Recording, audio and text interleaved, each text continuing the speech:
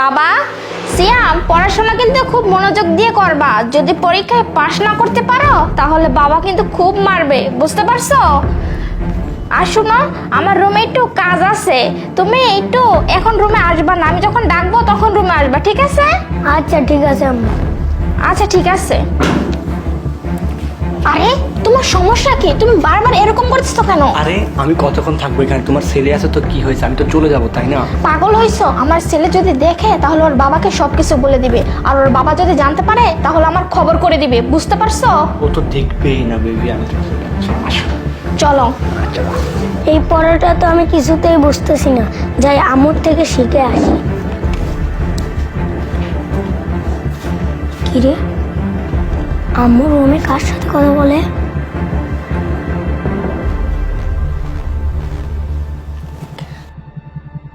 হ্যাঁ, আরে জান আর বললো না, তোমার ওই কি বলবো, তোমার ওই স্বামীকে দেখলে না আমার বিরক্ত লাগে। একে তো আমার অফিসের বস, তারপরে আবার মনে করে যে এইসব একদমই খারাপ লাগে, বুঝছো?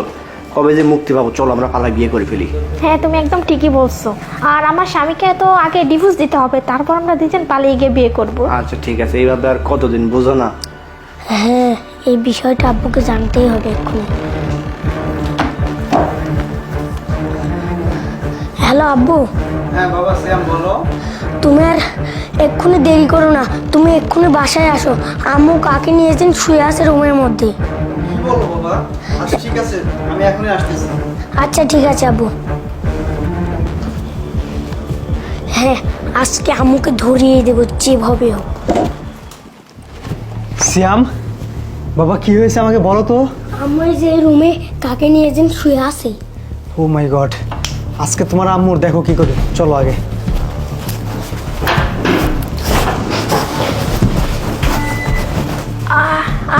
আরে আরে, বাহ, কি দারুণ দৃশ্য! হ্যাঁ, আমি নিজের চোখে দেখলাম আর নিজে হাতে ধরলাম। কিরে নয়ন, তুই না অফিসে আমার থেকে ছুটি নিলি যে বস আমার বাসায় খুব কাজ আছে, মানে আমার থেকে ছুটি নিয়ে তুই আমার বাসায় এসে আমার বউয়ের সাথে তুই পরকীয়া করতেছিস?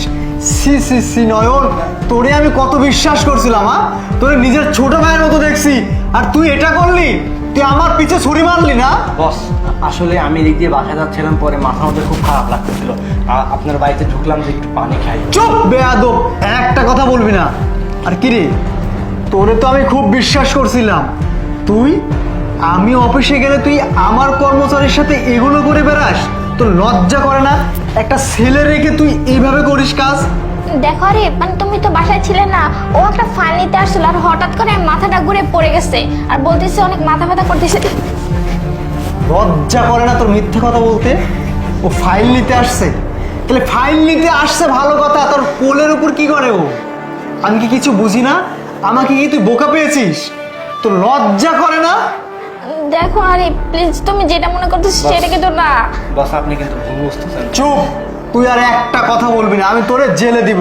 আর শোন, তোর মতো মেয়ের সাথে আমি সংসার করবো না, তোকে আজকে ডিভোর্স দিব, আর তোকে এই মুহূর্তে আমার বাড়ি থেকে বের করে দিব। না না প্লিজ, তুমি আমাকে ক্ষমা করে দাও। আমি আসলে বুঝতে পারি না, ও আমাকে অনেক লোভ দেখাইছে যে ওর কাছে অনেক টাকা পয়সা আছে, এর লেগে আমি ওকে বিশ্বাস করে, প্লিজ তুমি আমাকে মাফ করে দাও। ভালো তো, লোভ দেখাইছে না? তুই ওর সাথে থাকবি এখন, তোর আর আমার সাথে থাকতে হবে না, কারণ তোরে বিশ্বাস করছিলাম আমি, কিন্তু তুই বিশ্বাসে সেই মর্যাদাটা রাখতে পারলি না। বস, আপনার ওয়াইফ বলতেছিল আপনি ওনাকে টাইম দেন না, সময় দেন না, সেজন্যই আর কি উনি আমার সাথে রিলেশনে গেছে। চুপ, তুই আর একটা কথা বলবি না। আমার তো মনে হচ্ছে তোরে গলা টিপে দিয়ে একদম মেরে ফেলি, কিন্তু আইন তো আমি নিজের হাতে তুলে নিতে পারি না। আর শোন, এই মুহূর্তে আমার বাড়ি থেকে বের হয়ে যাবি।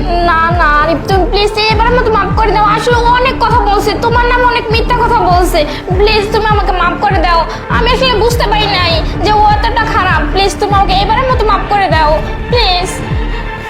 তোরে মাফ করবো, তুই এই মুহূর্তে বের হবি, যা বেরো। না বেরো। কি রে, কি দেখতেছিস? বেরো। বাবা সিয়াম, তুমি আজকে যা করছো না, ভালো করছো। শয়তানের মুখোশটা আমারে খুলে দিছো আমার সামনে। বাবা টেনশন করো না, চলো আমরা ওইদিকে যাই।